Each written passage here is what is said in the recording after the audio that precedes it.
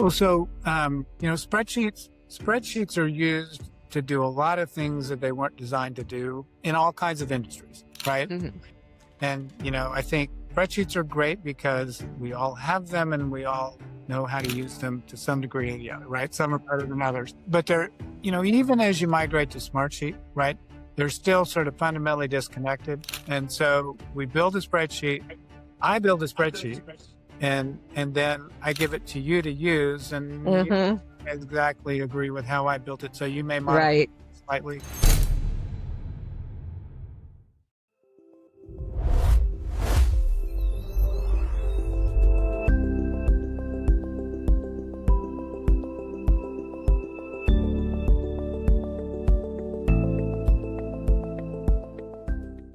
All right. So welcome to the Shift Change podcast. I'm Kelly Moore, and today we're going to talk about healthcare facility construction and activation, an environment where complexity is high, coordination is everything, margin for error, I can imagine, is pretty small.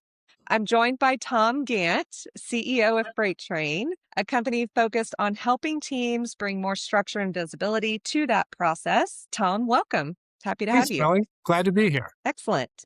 So let's just start with the path. How did you end up in this world? Did you find the industry or did the industry find you? Tell me a little bit about that Yeah, history. so my background is not in healthcare or construction, Okay. but rather enterprise software. So I actually started my career at IBM. So I'm well grounded in sort of large systems and how enterprises operate. And I've been in a lot of early stage businesses, some that I helped found, others that I joined sort of post Series A. And I was introduced to this company now 8 years ago when it was primarily a consulting business focused on healthcare, helping healthcare organizations to move into and operationalize new facilities. And so the name for that service is called Transition and Activation Planning. And I knew nothing about any of these things and had really no appreciation for how complex that process is. But when you're building a new facility, most often you're moving from an aging existing facility into a new. Sometimes you're building something out in a sort of frontier, like I live in North Texas, so Prosper and places like that. They're building what they call greenfield, so sort of brand new things. But typically, when that hospital opens up, you're not gradually filling it with patients. You bring 200 patients in one morning, right? And so the workflows have to be designed and sort of tested. The staff has to be acclimated to the building, but also you've got to get a lot of stuff into that building in a short period of time. So think medical equipment, furniture, IT, artwork. And, if you've been in a hospital recently, there's computers everywhere, right? So the amount of equipment and the complexity of that stuff is just continuing to increase. Part of our services work was helping to plan and facilitate getting that activation done, meaning getting all the equipment in, installed, configured, tested, and ready for patient care. What the founder of the business is that sort of the standard for keeping track of what can be hundreds of thousands of devices is spreadsheets. Lots and lots of spreadsheets, right? And so he was not really a software person per se, but he had some familiarity with technology and knew there had to be a better way. And so he built FitUp, right? And I joined when the company was a bit of a crossroads. The leader of the consulting practice had left and was causing some stress on the business, if you will. But ultimately, we saw a lot of value in this product called FitUp. And so there was more work than I expected to do to get the services business sort of back on track. But we did that and it was growing and profitable. But we realized as a small business, really as a large company, but particularly as a small company, consulting business and the software business are just two separate things, right? Now, you see consultants that are sort of tech enabled services. So that we build a proprietary solution that we don't sell to anybody. It just helps us deliver our services.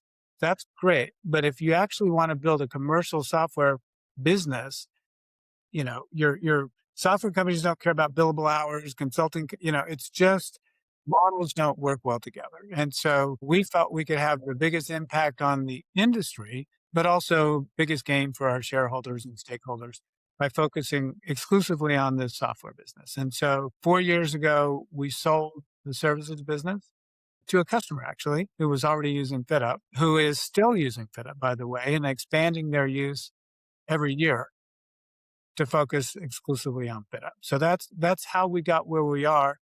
The other thing I will say, though, I think that makes us different is that, you know, we're not a group of smart engineers that built something hoping that it would fit some market space, right? We were people that suffered the pain of not having a solution like this and built one to do exactly what was needed. Now, we've grown over time and it's changed a lot once we became a software company without services people using our product. But fundamentally, we knew what the problem was, and this is a purpose-built solution. That's fantastic. Thank you for that background. I was not aware that the services side of the business was sold 4 years ago. That's news to me. So Yeah, that's interesting. I didn't know that. I thought that that was still happening on just another side of the world. no, Um, it is, so but it's just not under our yeah, own. right, right. Yeah. So where does Freight Train and FitUp kind of sit in the broader facility construction process? When does your customers need you the most within that entire process? I'm sure it's a multi-year project or Yeah, engagement so I to, think it's a great question, and I get that a lot, particularly from investors, right? Who think, well, this is great, but what happens when the project's over? Are you done with yeah. the customer, right? And the answer is sort of no, but there's a caveat, right? So FitUp is used during what's called the activation phase of a project. Primarily, we have some customers that use it as things go into the operational phase, but where the need is most acute is during the time when once you've started ordering these products, um, and they start to, get ship dates and ultimately ship and come into the building and so forth. Now, Ohio State's a customer. They just opened a 1.9 million square foot facility, inpatient tower. It got a lot of attention in the industry. It was one of the industry's largest. They tracked 200,000 products in FitUp, over 200,000, right? And so they spent at least a year and a half kind of getting organized for their whole workflow generally, but how they were going to configure FitUp to support that workflow. And we just found out that the project is open, but these things are never really done. So they when they built the facility, they had what's called shell space, which is we've got this space, but we're not going to equipment in it. We're not going to plan to treat patients in it early on, but it's there for reserve to accommodate growth. Well, I guess that growth is already starting to happen. So, but I think that the other thing to note is that these healthcare systems, and not even the largest ones, have ongoing capital improvement projects. So one of our customers is Northern Arizona Health in Flagstaff, Arizona. They're a small rural system, as she describes it, as one of the people there describes it. But they've got ongoing projects. And so while FitUp was originally created to help manage these mega projects like the inpatient tower at Ohio State, our customers really want to use it for all of their capital work. And so that drove some new requirements early on when we were focusing on being an enterprise software company as opposed to a consultant, so that customers can start their own projects as and when they need to. And we have customers with 70 or 80 projects on the platform. What are some of the capital improvement projects that these types of facilities So will? it's so anything from big inpatient tower, an operating room renovation, Mm, they might be building a medical office building. There's a lot of new outpatient care facilities. Sometimes they're actually large buildings with lots and lots of clinics in them. okay. They have freestanding ambulatory surgical centers. So there's a lot of different things. And things are always in flux, right? And, they build a new facility that the planning and the process from the initial plan to the completion can be 7, 8 years. So you imagine things have changed by the time you open it. And so there's immediately opportunities to do things a little differently. So, some of these projects are, 1 million to 2 million square feet.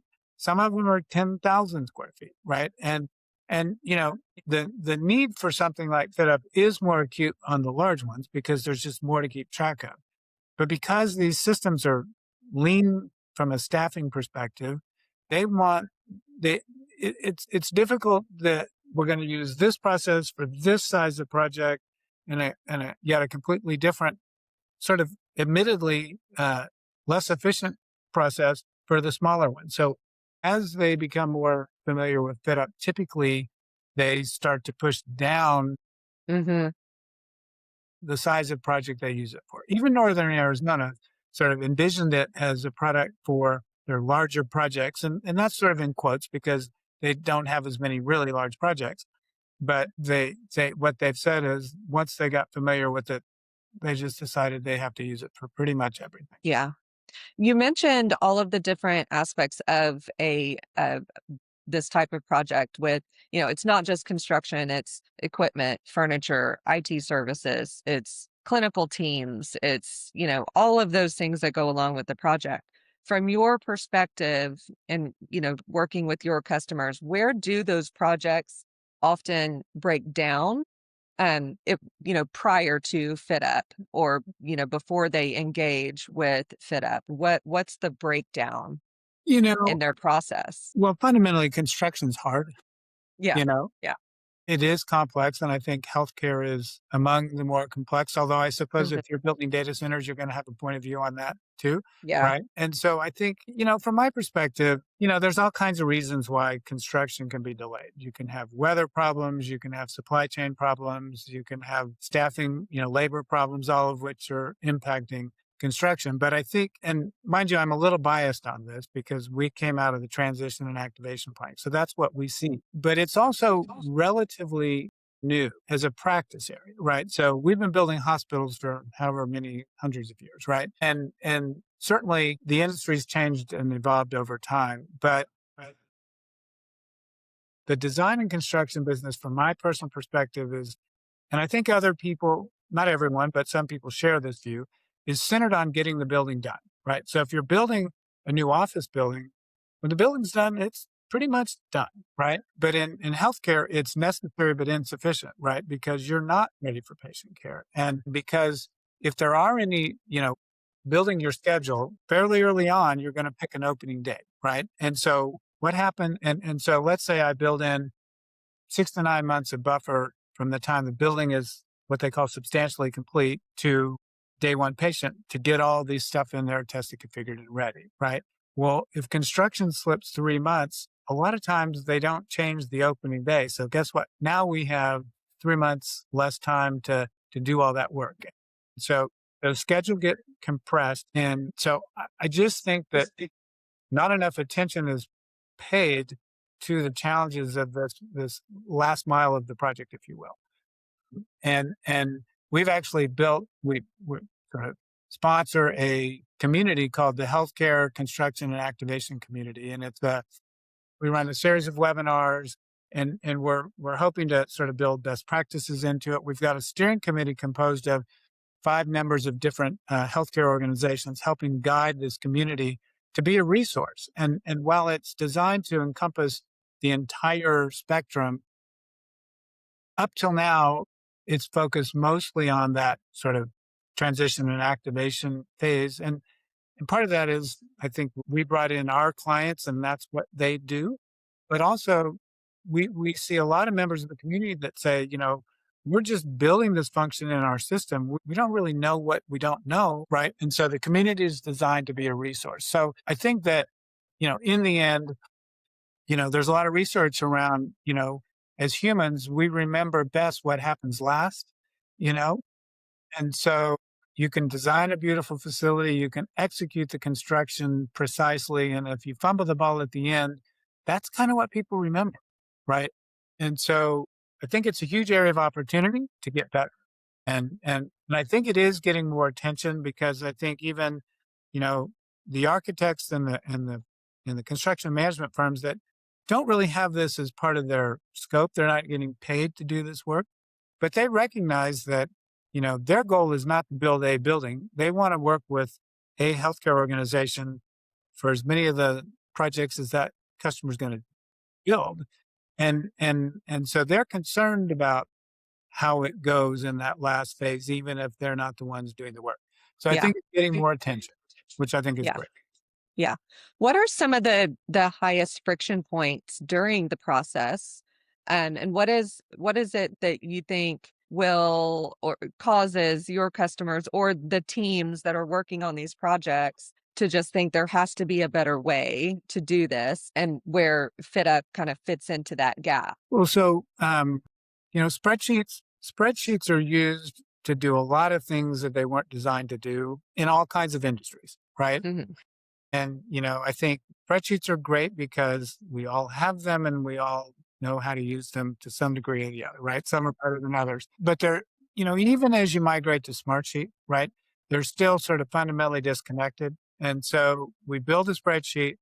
I build a spreadsheet and then I give it to you to use, and you Mhm. exactly agree with how I built it. So you may modify Right. it slightly. And so you just get these sort of islands of data that are fairly Yeah. disconnected. And, you've got these multiple groups involved. So it's furniture, Mhm. it's medical equipment, it's IT, and they're all separate organizations. Yeah.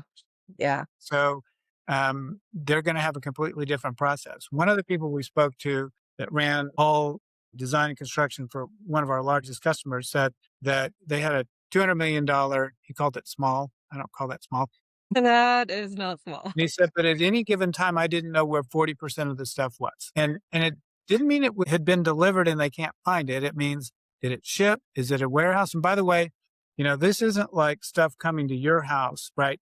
They're sending, Ohio State's on a high end at 200,000, right? But most of these larger projects, you can't ship all this equipment directly to the site because the sort of the facility, the intake, the loading docks are designed for sustaining operations, not bringing all this stuff in at once. So they either have a warehouse or hire a warehouse. The stuff goes to the warehouse, then has to be requested from the warehouse.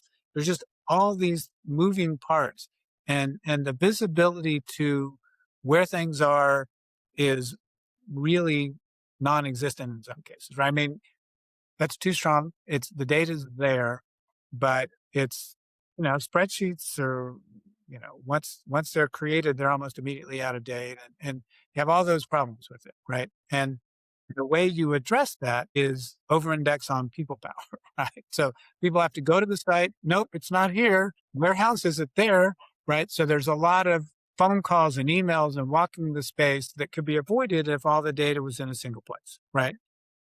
And then the coordination aspect, right?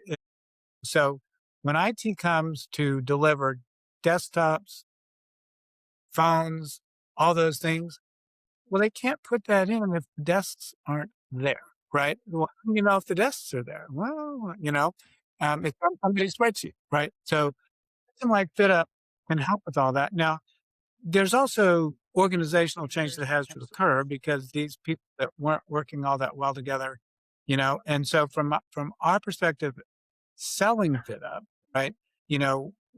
We can't sort of make it mandatory that all those groups use FitUp. We find the organization and that is feeling the most pain, if you will, or is most interested in adopting a new solution and work with them.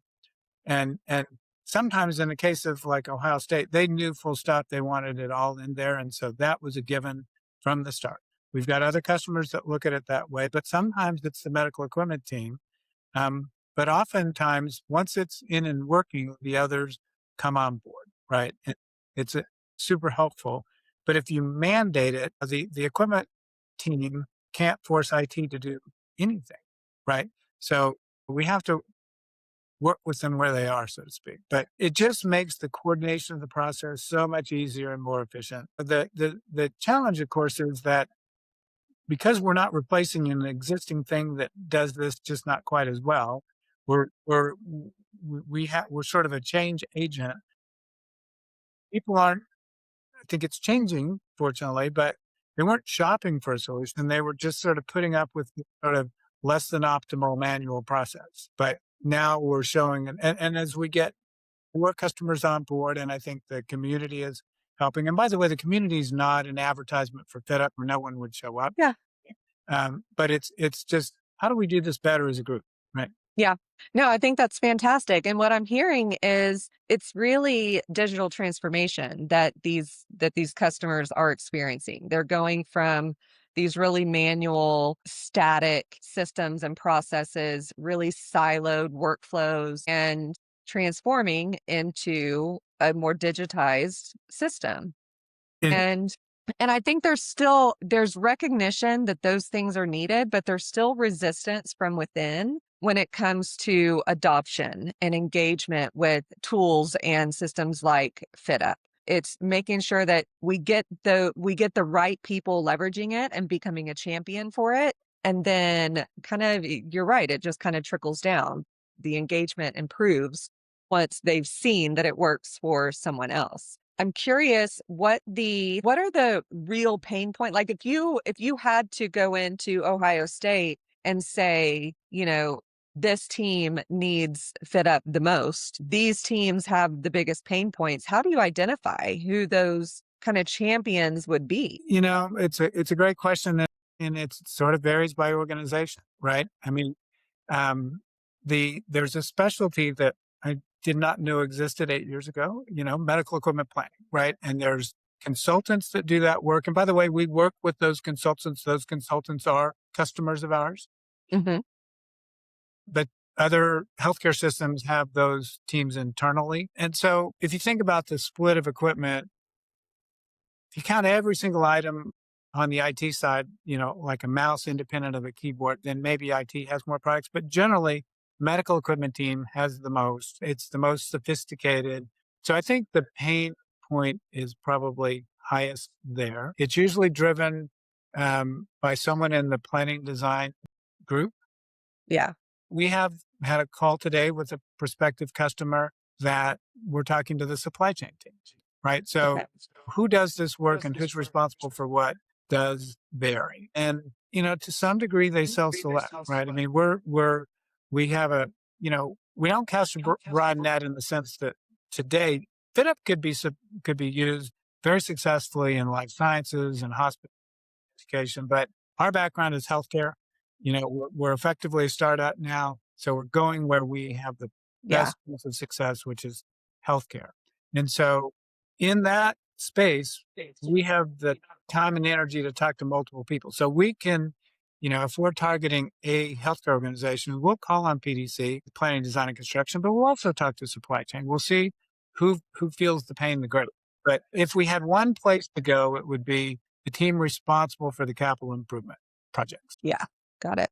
And then is there anywhere in that space where everybody knows that, there's projects that are being held back, but replacing a process or a workflow or a system just doesn't feel practical enough to tackle, that it's just too big of a problem to even, attempt to fix? It's like any change, right? Yeah. One of the things talk about a lot, we talk about a lot in our company is that all change is difficult, even change that you're really excited about, right? Yeah. And so this goes back to an earlier point you made, but we have a pretty high touch customer success approach, right? Because these are hard customers to win, because there's a lot of approvals, there's IT, there's all those things, right? So the last thing you want to do is win them and then lose them on the uptake process, Mhm. right? And so we stay very close to them. And that's how we sort of identify champions. And what's great is that they are almost universally happy to talk to other systems that are curious about this and ask the question of how big was the lift? How helpful has it been? And we get high marks for our support, right? But, it can feel overwhelming, right? Because we got to be careful sort of boasting about customers that are tracking hundreds of thousands of products because A, that sounds scary. And B, if I Yeah. don't have projects that size, I might think, well, then I don't, this isn't for me. So we have to be sort of careful how we walk them in. But I think that the fact now that we've got, 25 customers using this every day, some of which have, as many as, 70 or 80 projects on the platform, that makes people feel a little more comfortable just based on that. It's certainly easier now than when we had zero of those, For right? sure. Yeah. And we've learned so much about the onboarding process that even in the sales process, we can talk about how we do this, how we get you up and running. So we're mindful, but for sure there are people who say, at least initially, that seems like a lot. How does the onboarding process work for you? Is it pretty automated, or it sounds like it's pretty high touch, It's pretty high tech. onboarding? It's pretty high Yeah. tech. I mean, the actual, so there's sort of two levels of this, right? There's, how do we onboard and train customers? And then Mhm. how do they create new projects, right? So it's not a heavy lift like some systems, like if you're changing to a new ERP, that's a Yeah. massive lift, right? If you're changing to a new, uh, uh, health record system like an Epic, that's a massive lift because you've got to get a bunch of existing data into the new thing and regulatory issues around it and all that, right? Getting a project. So once an organization is trained on the use of FitUp, they've sort of configured it to meet their sort of workflow needs and so forth. To start a new project can be done in an hour, right? So that process is very straightforward. The first project is not an hour, right? So Yeah. it's we they may need we have integration with some equipment planning systems, and we may need to show them how to make that connection. So Mhm. then other product categories they will import through spreadsheets. So we kind of show them how to do that.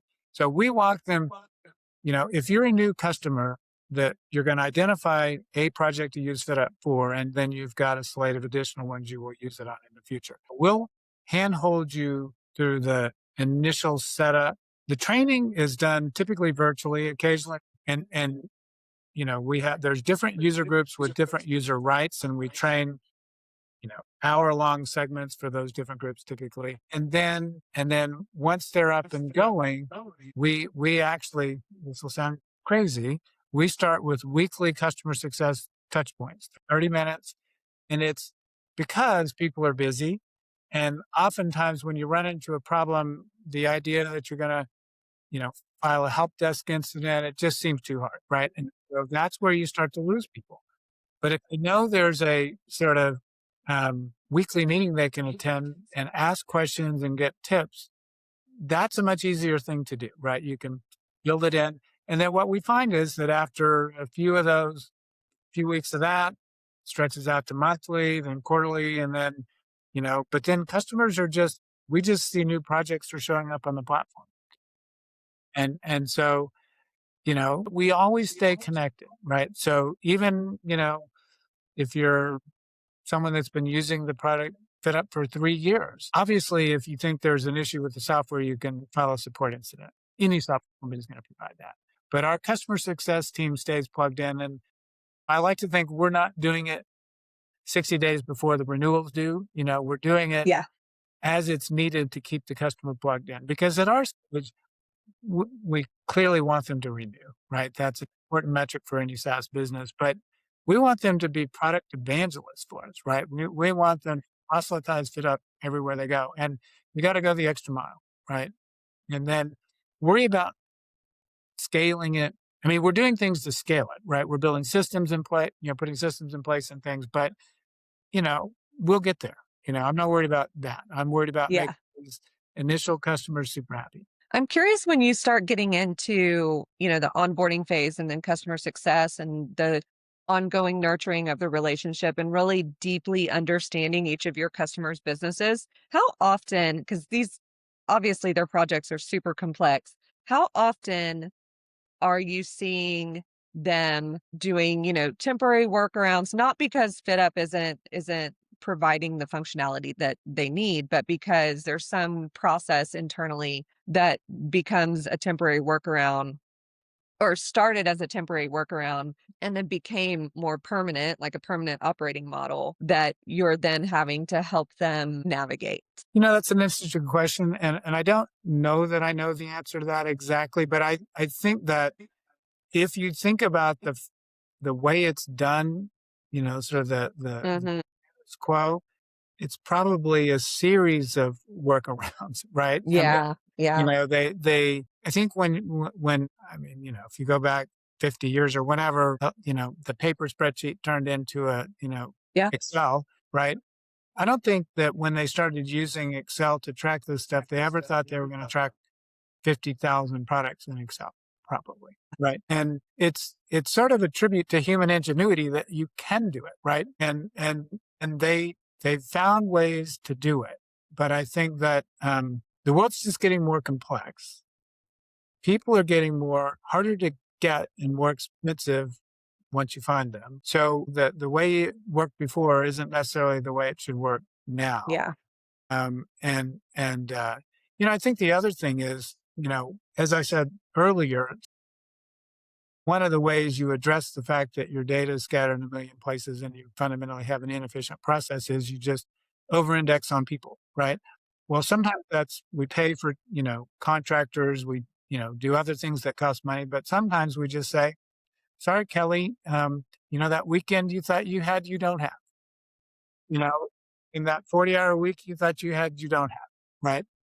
And so now you're burning your staff out. And, you know, I think in some sense it's one thing if you're getting, work like that for a good reason. But if you know there's better ways of doing it and your company just has decided not to do that, Yeah.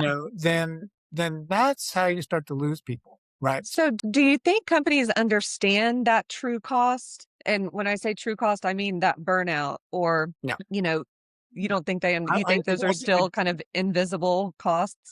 yeah, I mean, I think probably sort of intellectually, yes, Yeah. but Yeah. it's, especially for exempt personnel, right? You're not paying them overtime. So it doesn't show up in any report, right? And when people, maybe they mention that on their exit interview, maybe they don't. Yeah.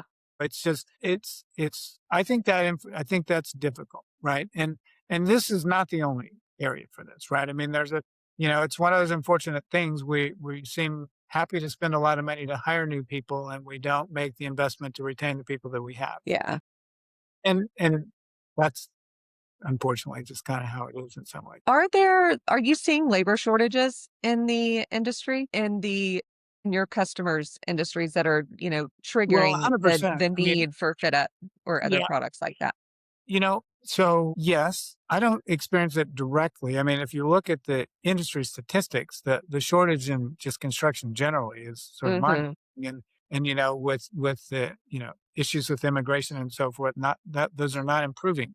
An Mhm. already difficult spot. You've got people aging out, retiring, et cetera, right?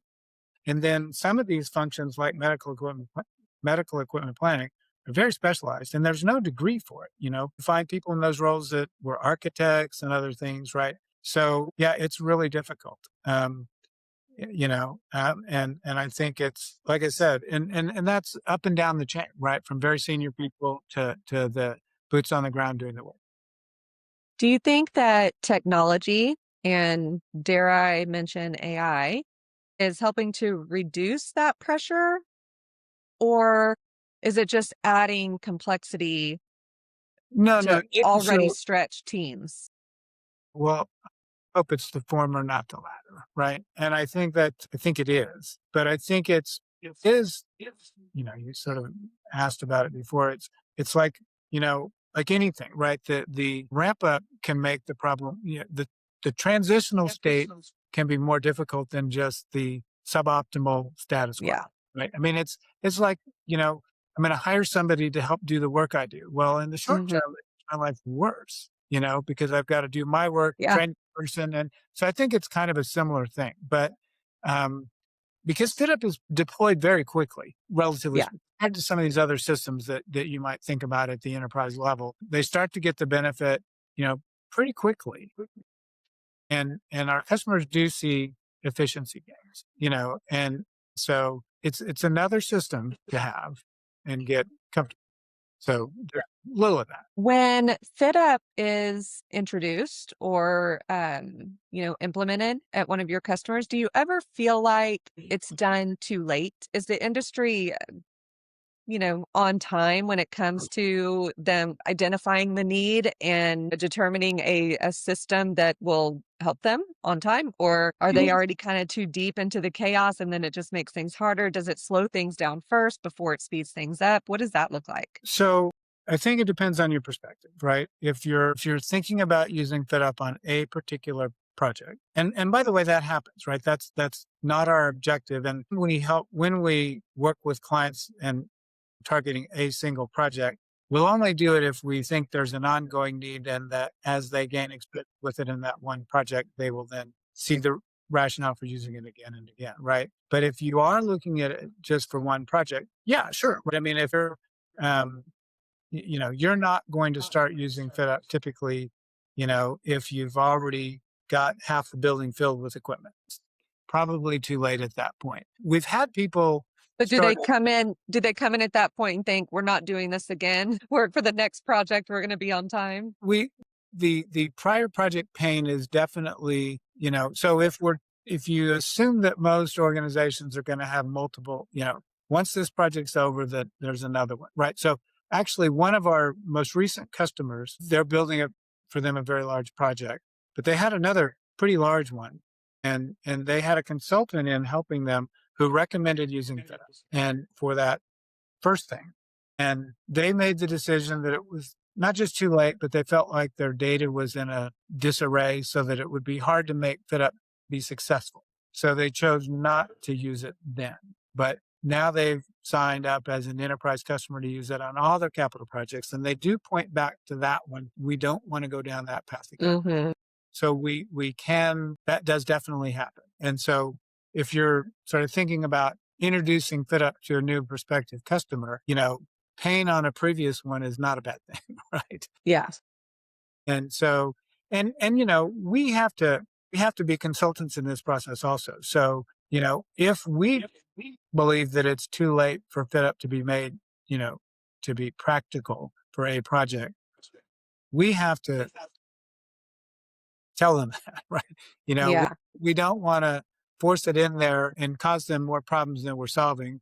A, because selfishly that won't be good for us ultimately, but B, it's certainly not good for them. And, one thing that we pride ourselves on is, a lot of knowledge about this whole transition and activation process and a lot of the players in the space. So we can recommend consultants, we can recommend people do things to help customers, even if FitUp isn't the answer, right? So in that case, we're in a project, we're feeling the pain, we're not sure we're going to make it, but it is too late to introduce new technology. We may be able to find partners that can come in and help them, just get through that process successfully so they have time to breathe and then relook at the tools and technology they're going to use for future endeavors. And so we want to no one would sort of disagree with that, right? But we really try to live that out. And I think we've got people on our team that have years of experience and that actually have the contacts to do a good job of that, and we do it. Yeah. Where do you see the biggest opportunity for the industry over the next 2, 3, 5 years? So I think that my numbers are dated, but a couple of years ago I looked and medical device spending in the US alone was $180 billion. Now, that's not all capital equipment going into hospitals. It's a big number, right? And these healthcare systems have grown through acquisition. The vendors that they buy from, like the Strikers of the world, have grown through acquisition, right? So difficult for a healthcare system to sort of optimize the purchasing of all this stuff because they don't have the data. And then there's just all kinds of places where there's inefficiencies, right? Yeah. We don't, we buy a new, $1 million MRI machine only to realize that there's one, 2 blocks away that's only 25% utilized, right?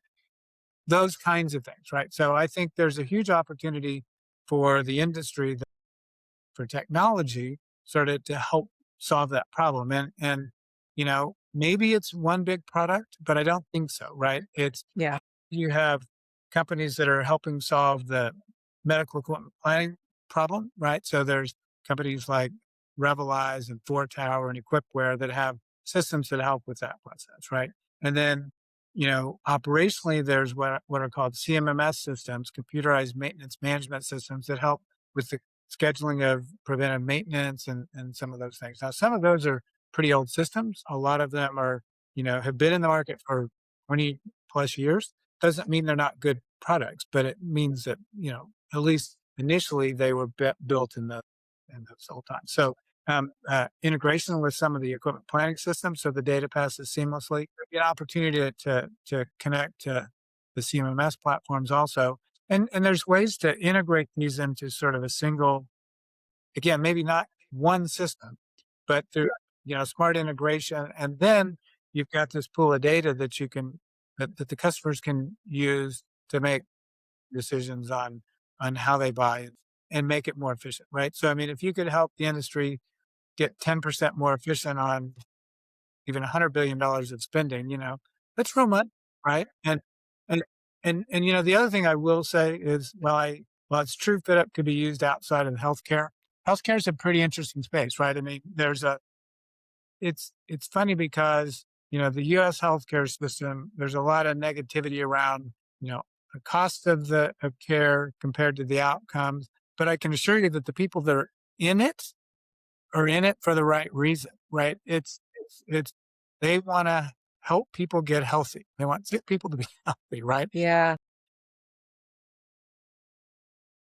And making the construction process more efficient, is that really doing that? Well, I think it is, because if you save $10 billion by making that process more efficient, that's more that can be devoted to things that improve patient outcomes, right? And to your point, by digitizing it, you just have information that you otherwise don't have, right? Help make these decisions. So I just think, even, if you look at the architects that do healthcare, they get in and they're there for 30 years. People really care. So, and that was completely new to me. I had no background in this. I found it to be really inspiring. Yeah, I think that's fantastic, and I agree. It's people who are in healthcare for the right reasons, for the most part. Yeah, anything that will help them serve their patients better, that's what they're going to want, and I think that's fantastic. Yeah. Real quick, I've got a couple more questions, but I do want to touch on where you see AI fitting into the industry. Is the industry open to it? Are you seeing reluctance to get into it? Is there just lack of knowledge around it? Like, what are you seeing? Are you hearing anything yet? What does that Well, look like? it's a hot topic. You go to any Yeah. conference and people, I mean, it's a hot topic everywhere all the time, right? So healthcare is certainly no different. I think that just technology adoption is a little tricky in healthcare. Just Hmm. if nothing else, the vetting process that you have to go through for the IT security reviews and things like that make it a little more challenging. Hmm. I can't speak a lot to the use of AI in clinical outcomes, but there's a ton of work going on in that space, right? Yeah. Um, but from a construction, from our world, you're definitely starting to see it, and for us in particular, right? I mean, there's a ton that we're doing just sort of to make our business work better. And as you know, starting to use it to make our product development process work better. And I think for our product itself, you know, there was this sort of SaaS apocalypse, 2 months ago when Cloud Code came out, and it's, "Oh, no, SaaS businesses are toast because people can just build all this stuff themselves over the weekend." Well, not really, right? But it's not entirely false either. So you can build some pretty cool stuff pretty quickly. But, from our perspective, FitUp isn't however many lines of code it is, right? It's the embodied knowledge of these people, consultants that were doing this work for healthcare systems across the country. That's not, Lovable and Cursor and Cloud Code don't immediately replace that. It's good at data transformation, right? And so we're using it to help customers. I mentioned that you import spreadsheets, right? So, if you have data about your IT products that's in your spreadsheet, it needs to map to our template. I can do that very easily. Yeah. And so there's things like that. And then what we're looking at now is, where are there sort of still manual or repetitive tasks that customers do in FitUp that could be automated? We're looking for those things, but I think it's healthcare won't be the quickest adopter, from that standpoint. But again, I know there's a ton of, work with on the clinical side because you've got all this data in clinical trials and other things that, LLMs are really good at, so Yeah. I think it's going to help a lot.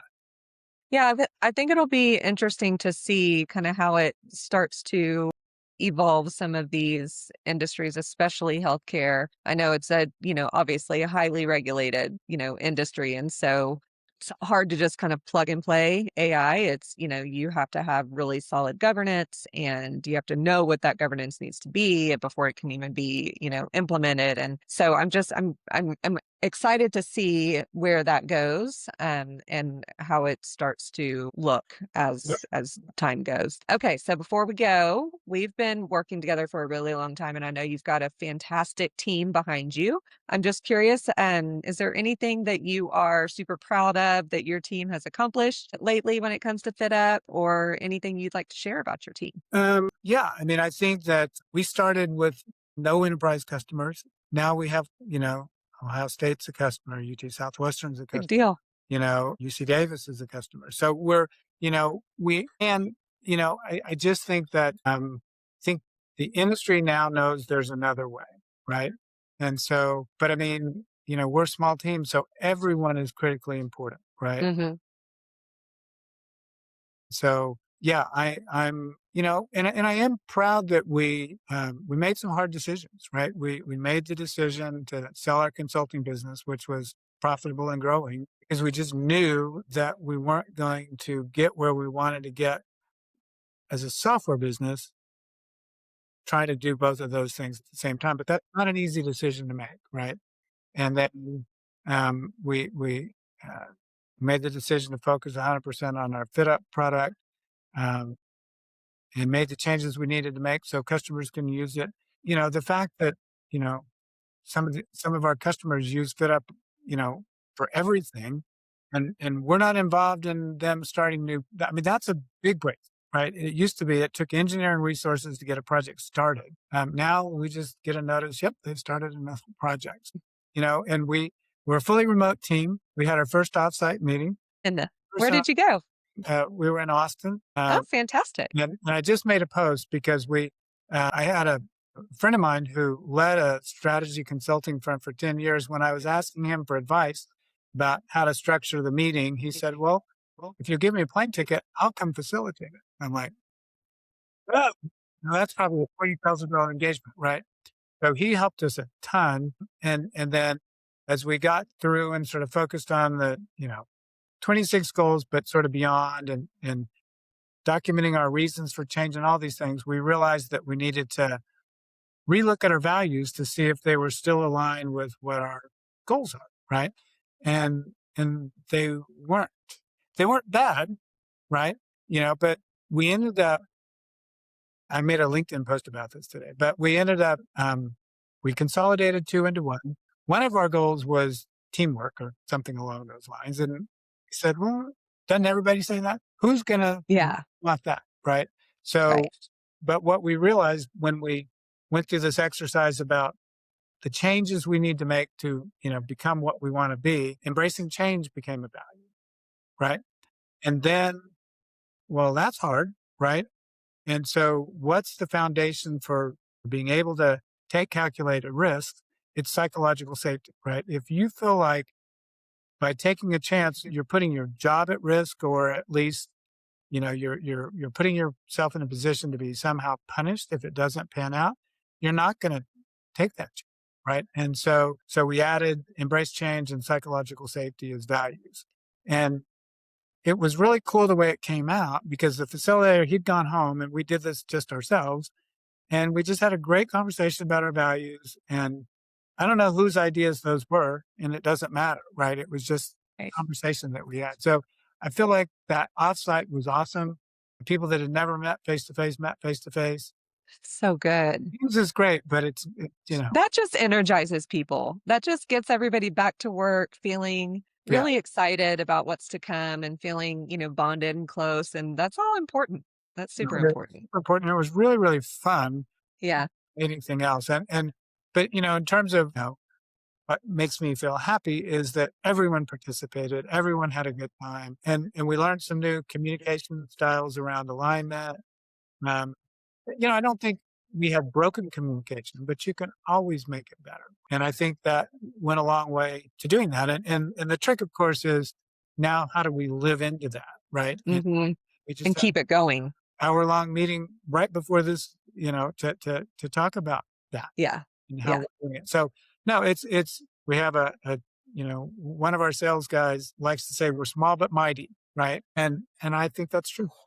Yeah, I think that's great. Super glad to hear it. Well, Tom, thank you so much for taking the time to talk with me today. This has been a great conversation. Good. I'd like to give you just a second to let people know where they can find you, where they can follow your work or connect with you. So our website is called UseFitUp, usefitup.com. You can follow us on our LinkedIn page.